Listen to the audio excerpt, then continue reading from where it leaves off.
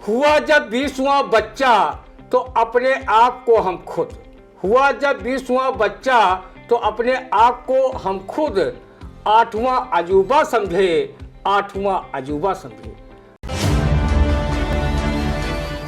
परिवार नियोजन को बस यूं ही चलाए रखिए, हर टीम टाम इसका घर में सजाए रखिए। महफूज हर एक गाड़ी पर रहता है लिखा पीछे, दूरी बनाए रखिए, दूरी बनाए रखिए।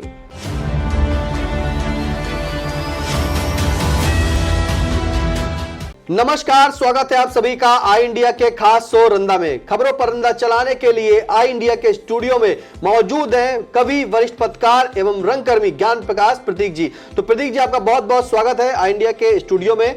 आज की पहली खबर की शुरुआत करेंगे, जहां हिंदू आबादी घटने पर चिंता जताते हुए आरएसएस प्रमुख मोहन भागवत ने कहा कि 2-3 बच्चे होने चाहिए।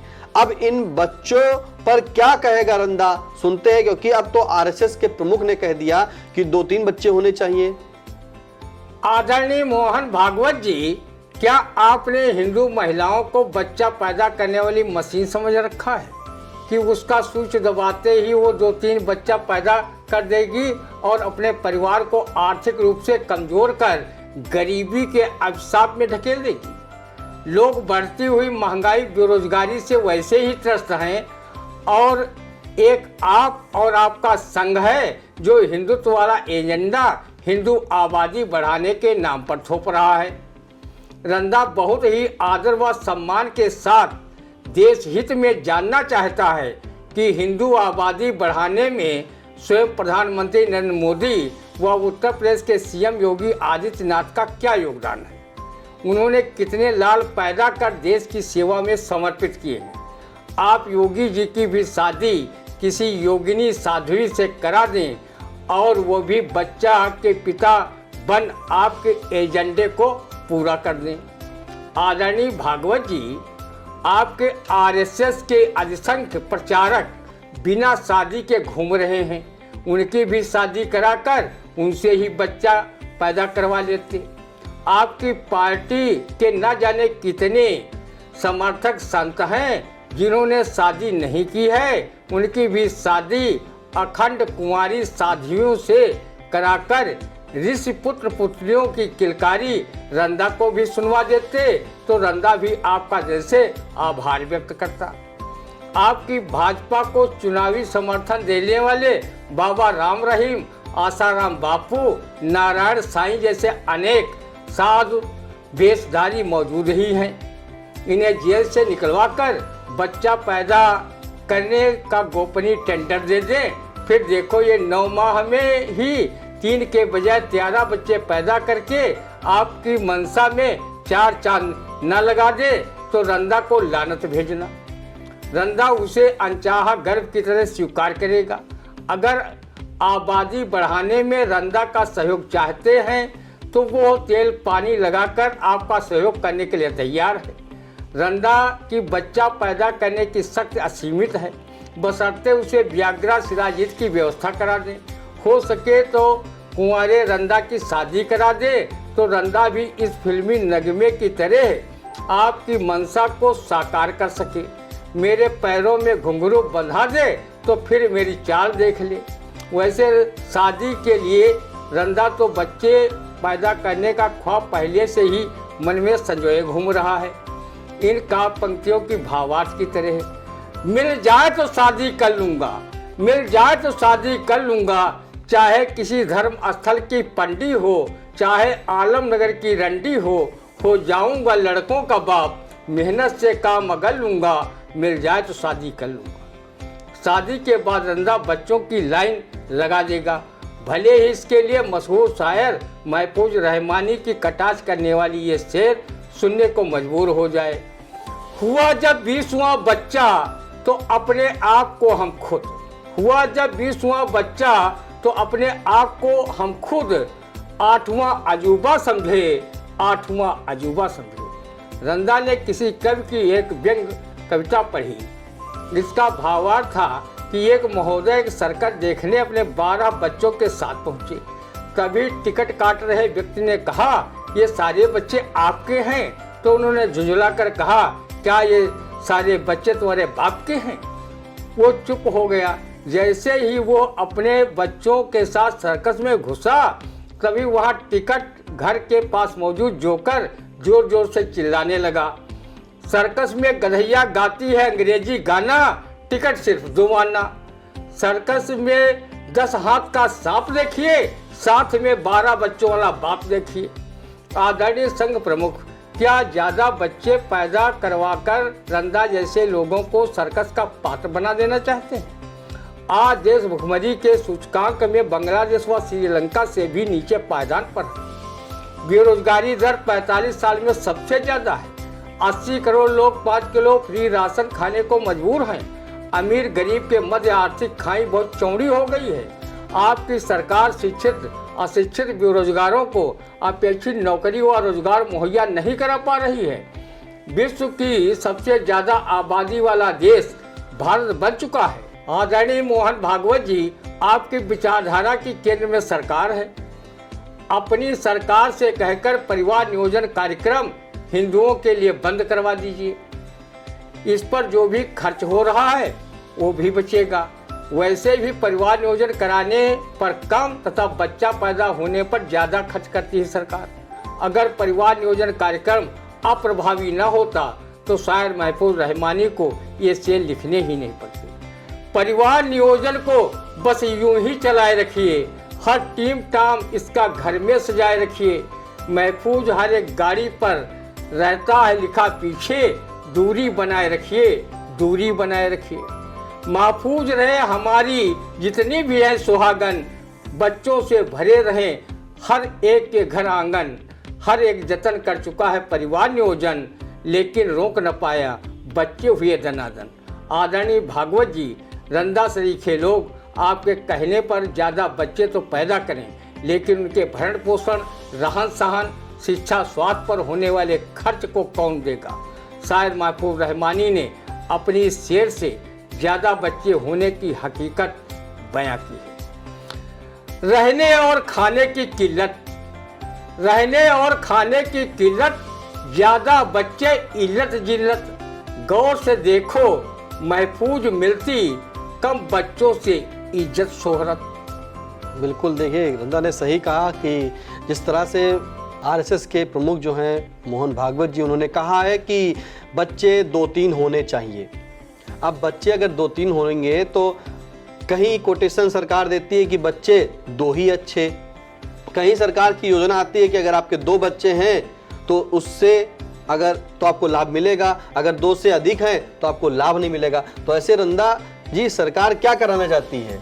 मोहन भागवत जी क्या करना चाहते हैं? या तो जनता को सरकारी जो योजनाएं हैं उनसे वंचित रखना चाहते हैं, या फिर बेरोजगारी की दर बढ़ाना चाहते हैं। और जो किल्लत होगी, भुखमरी होगी, बेरोजगारी फैलेगी, तो आप समझ सकते हैं जब जनसंख्या वैसे भी भारत देश की सबसे ज़्यादा चल रही है, और ऐसे में अगर जो आरएसएस प्रमुख ने जब ये बयान दिया है और उस बयान पर पूरी तरीके से रंदा ने आपको बताया कि किस तरह से क्या होगा और कैसे कैसे शेर भी सुनाए हैं, और रंदा कह रहा है कि भाई पहले अगर ऐसी बात है तो आप जो आपके वहाँ जो कार्यरत हैं संघ के लोग उनकी शादी करा दीजिए, और यहाँ तक कि भाई सीएम योगी जी की शादी किसी साध्वी से करा दीजिए।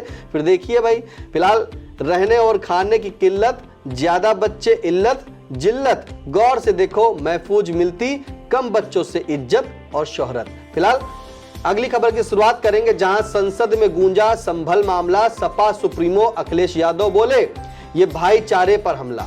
अब देखिए संभल में जो हुआ है वो मामला संसद में गूंजा है, और अखिलेश यादव ने भी कहा है कि ये भाईचारे पर हमला हुआ है। तो इस हमले पर और इस भाईचारे पर क्या कहेगा रंदा, सुनते हैं। आदरणीय अखिलेश जी, रंदा इतना बड़ा राजनीतिक पंडित तो है नहीं कि वो सत्ता कुर्सी प्राप्त करने के लिए नेताओं की हर शकुनी चाल को समझ सके, लेकिन रंदा जैसे करोड़ों लोग ये जरूर जान गए हैं कि नेता व उनकी पार्टी के लोगों का मकसद सिर्फ एक होता है, वो है सत्ता की कुर्सी पर काबिज होना। आज देश में जात धर्म की राजनीति की ही अफीम पक्ष विपक्ष के नेता जनमानस में बांटते घूम रहे हैं। इससे नफरत पैदा कर रहे हैं। इससे वो आसानी से अपने पक्ष में वोटों का ध्रुवीकरण कर लेते हैं।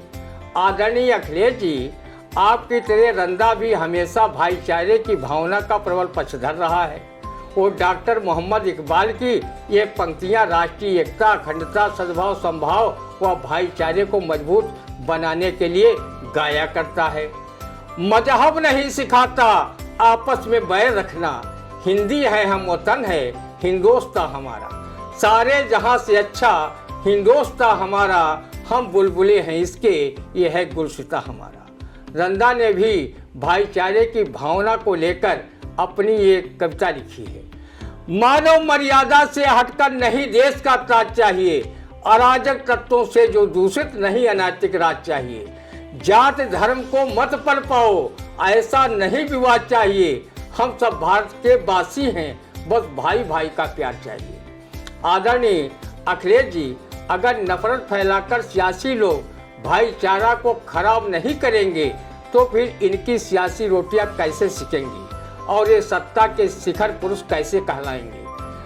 अखिलेश जी, हमारे जनपद के ख्यात लब्ध कवि अवनेश मिश्र ने भाईचारा शीर्षक से एक कविता लिखी है, जिसे रंदा साभार सुना रहा है। अपने देश में इतना गहरा भाईचारा है, अपने देश में इतना गहरा भाईचारा है कि भाई ही भाई का चारा है। दोनों एक दूसरे को अंदर ही अंदर खा रहे हैं, बस ऊपर से गले लगा रहे हैं।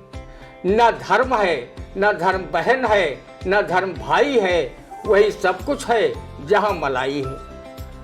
पत्नी पता नहीं कैसे पत्नी से धर्म पत्नी हो गई, इसलिए पूरा धर्म उसी पर टिका है।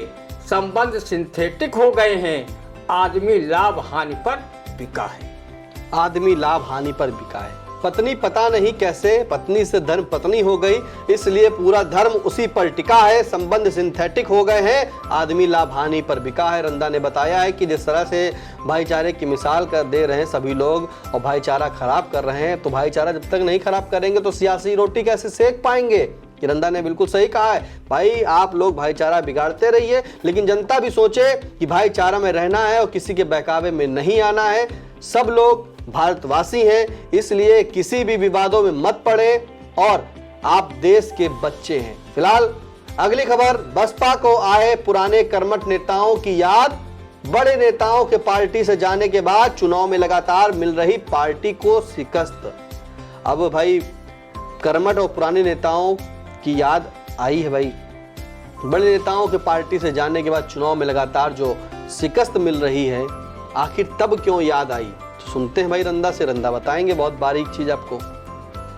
बहन मायावती जी व सतीश चंद्र मिश्रा व उनकी बसपाई मंडली अब अपने मरियल हाथी की पूंछ पकड़कर फिल्म लव स्टोरी का ये गाना पार्टी से गए पुराने व कर्मठ नेताओं की याद में गाएं।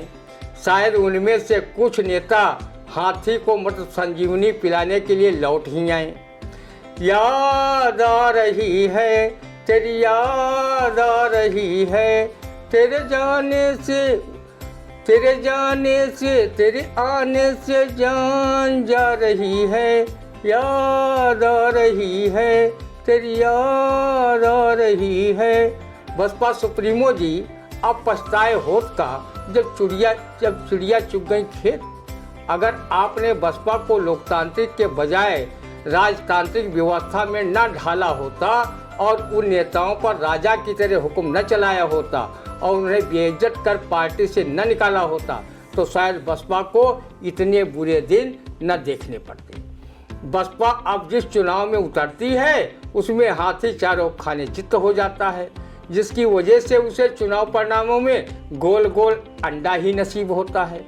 बसपा का बेड़ा भाई भतीजावाद और भ्रष्टाचार ने भी गर किया है। रंदा अन्य राजनीतिक दलों की तरह बसपा का भी हिमायती रहा है। बहन मायावती का शासन व्यवस्था के मामले में वो अच्छा रहा है। अगर उनकी पार्टी में आंतरिक लोकतंत्र होता तो बसपा में इतना बिखराव न होता। जब बोया पेड़ बबूल का तो आम कहाँ से खाए। अगर पार्टी को सही ढंग से न चलाया तो आपका स्वजाति वोट बैंक भी आज़ाद समाज पार्टी व अन्य दलों में चला जाएगा। तब आपके पास राजनीतिक पछतावे के अलावा कुछ विशेष नहीं बचेगा। किसी शायर ने सच ही कहा है, सबने जिसकी नाक निकलते देखा है, सबने जिसकी नाक निकलते देखा है, अर्श पे उसको आज उछलते देखा है। इज्जत शोहरत दौलत पर इतराओ मत, इन सबको मिट्टी में मिलते देखा है। बिल्कुल सही कहा कि सबने जिसकी नाक निकलने देखा है, अर्श पे उसको आज उछलते देखा है। इज्जत शोहरत दौलत पर इतराओ मत, इज्जत शोहरत दौलत पर इतराओ मत, इन सबको मिट्टी में मिलते देखा है। बहुत खूब रंदा ने कहा कि इन सबको मिट्टी में मिलते देखा है। तो बसपा को अपने पुराने साथियों की याद आ रही है और याद में वो गाना भी गाएं, क्योंकि बसपा को अब हर चुनाव में अंडा ही नसीब हो रहा है, खाता नहीं खुल रहा है। तो इसलिए बसपा को अपने पुराने साथियों की याद सताने लगी है। फिलहाल अगली खबर, जहां बदहाल हैंडपंपों से निकल रहा गंदा पानी, शिकायत के बाद भी नहीं हो रही सुनवाई। मछेटा के लोग काफी हैं परेशान। अब इस परेशानी पर क्या कहेगा रंदा, सुनते हैं। बेकार परेशान हो भाई, तुमसे किसने कहा है कि तुम गंदा पानी पियो? पीने के लिए पानी के अलावा बहुत से पेय पदार्थ उपलब्ध हैं। फलों का जूस पियो, गन्ने का रस पियो, अगर ये पसंद ना आए तो ठर्रा अंग्रेजी दारू झाड़ो। जो मज़ा दारू पीने में मिलेगा वो मज़ा मिनरल वाटर तक में कहाँ। अगर अच्छी चीज़ दारू न होती तो साध बेधारी सीएम योगी आदित्यनाथ जी गांव-गांव ठेके खुलवा कर क्यों बिकवाते? भले गांव में पाठशाला ना हो लेकिन मसाला जरूर होगी, उसे पियो और मौज में गाओ। महुआ हो अंगूरी, मुझे पीना बहुत जरूरी, बिन पिए चैन ना आए, चाहे लुटिया तक बिक जाए। दारू को रंदा धार्मिक पेय भी मानता है, क्योंकि ये देवासुर संग्राम के समय समुद्र मंथन में 14वें रत्न के रूप में निकली थी, जिसे अपने हाथों से भगवान विष्णु मोहिनी रूप धारण कर असुरों को पिलाया था। आप थोड़ा सब्र रखिए, सरकार आपके लिए हर घर नल अमृत जल योजना के तहत लेकर आ गई है। गांव में भले हर घर पानी न पहुंचा हो, लेकिन गांव की ऐसी कोई सड़कें नहीं हैं जिन्हें इस योजना के पाइप डालने के लिए सड़कें न खोद दी गई हों, उन पर चलना दूभर कर दिया गया हो। कहो मछेटा क्षेत्र के हैंडपंप गंदा पानी ही दे रहे हैं, बाकी जिले के अनेक स्थानों पर लगे सरकारी हैंडपंप पानी की जगह सिर्फ सूसू की आवाज़ ही निकाल रहे हैं। रंदा के गांव के हैंडपंपों से जब गंदा पानी आता है तो वो अपने को मनुष्य न समझकर मेढक मानकर उस पानी को गटागट कर अपने हलक के नीचे उतार लेता है। इस संबंध में रंदा के प्रस्तोता ने एक व्यंग कविता भी लिखी है, जिसे वो सौतन के बच्चे की तरह आप सभी दर्शकों की गोद में पटक रहा है। खाने की चीजें महंगी, खाने की चीजें महंगी तो ज्यादा खाने से रख परहेज, मोटा न बन तन को सहेज। इसलिए नल का ठंडा पानी पीकर सो जा, क्योंकि जल ही जीवन है, जो मिल सकता आजीवन है। नल का न मिला तो नाली का मिल ही जाएगा, उसे पीकर तू हष्ट पुष्ट ग्रेट खली हो जाएगा। मेढक भी तो नाली का पानी पीते हैं, उछलते कूदते फुदकते और शान से जीते हैं, बिना अन्न टनाटन। रंदा ने मछेटा क्षेत्रवासियों की ओर से संबंधित अधिकारियों से अनुरोध किया है कि वो उनकी समस्या पर ध्यान दें, स्वच्छ जल के लिए हैंडपंपों की मरम्मत कराएं, नहीं तो वो स्वच्छ पानी के लिए रहीम दास का ये दोहा गुनगुना कर आपको बददुआएं देते रहेंगे। रहीमन पानी राखिए, बिन पानी सब सून, पानी गए न उबरे, मोती मानुष चून। रहीमन पानी राखिए, बिन पानी सब सून, पानी गए ना उबरे, मोती मानुष चून।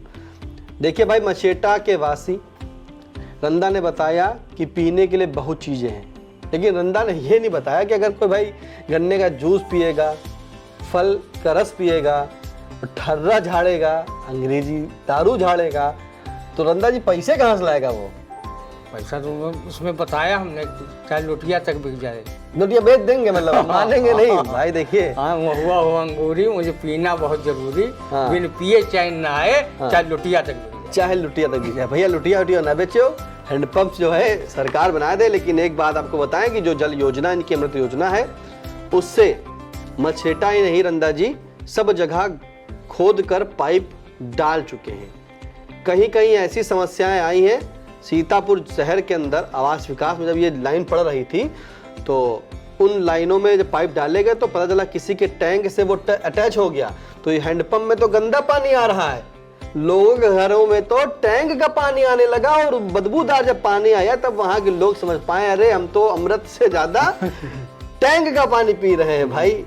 तो निवेदन यही है, और सीतापुर के जिलाधिकारी से भी भाई निवेदन करते हैं कि इसका जरा संज्ञान जरूर ले लें, क्योंकि ऐसी समस्या सीतापुर में बनी हुई है। लोग सड़कें खोद दे रहे हैं, चाहे शहर की हो चाहे गांव की हो। अमृत योजना के नाम पर पाइप डाल दिए थे, लेकिन अभी तक लोगों के घर में अमृत पानी नहीं आया। जल्दी से आप अमृत ना सही लेकिन अमृत भरा पानी सबके घर पहुंचाने का कष्ट करें। और साथ में जिस तरह से जो सड़कें खोदी जा रही हैं उनका भी नगर पालिका संज्ञान ले ले, क्योंकि खोद के वो ऐसे ही डाल जाते हैं। और अब तो एक बात बताएं, अमृत योजना छोड़िए, सीतापुर शहर में गैस पाइपलाइन पड़ने लगी है, उसके लिए भी सड़कें खोदी जा रही हैं। पाइपलाइन खोदने के बाद सबके घरों में बाहर कनेक्शन टाइप के पाइप भी दे दिए गए हैं, लेकिन अभी गैस नहीं आई है। तो जो भी गड्ढा खोदे उस गड्ढे को भरे भाई। ऐसा करो, शहर अपना है और शहर का विकास करो, शहर को बढ़ाओ। यानी कि अगर कोई खोद रहा है तो नगर पालिका उसको बनवाए, तो आप बनवाएं, लेकिन बनवाओ जरूर भाई, जनता को बड़ा कष्ट हो रहा है। फिलहाल कैसा लगा आज का रंदा, कमेंट के माध्यम से जरूर बताइएगा। और अगर आपके वहां भी कोई ऐसी रोड हो जो पाइपलाइन डाली गई हो, खुदी पड़ी हो, तो कृपया करके अपने नंबर के साथ कमेंट के माध्यम से जरूर बता दें। और अगर फ़ोन करना चाहते हैं तो हमारे आई इंडिया के पेज पर जाएं, www.iindia.org पर जाने के बाद आप नेट से जो है नंबर ले लें और उस पर अपनी हमसे बात करें, और आपके जो सुझाव होंगे वो भी देखेंगे। फिलहाल कमेंट के माध्यम से हर एक चीज़ के बारे में आप बता सकते हैं, फ़ोन भी कर सकते हैं, कोई सुझाव हो तो भी दे सकते हैं। अगर खबरों से रहना है अपडेट तो YouTube पर जाके आई इंडिया चैनल को सब्सक्राइब करें, बेल नोटिफिकेशन को ऑन करें, क्योंकि आपका अपना पसंदीदा आई इंडिया अब 200 के पार करने वाला है सब्सक्राइबर में। तो ये आपका प्यार है और आशीर्वाद है, इसलिए बनाए रखें। अब दीजिए इजाजत, फिर मिलेंगे आपसे अगले रंदा के कार्यक्रम में। नमस्कार।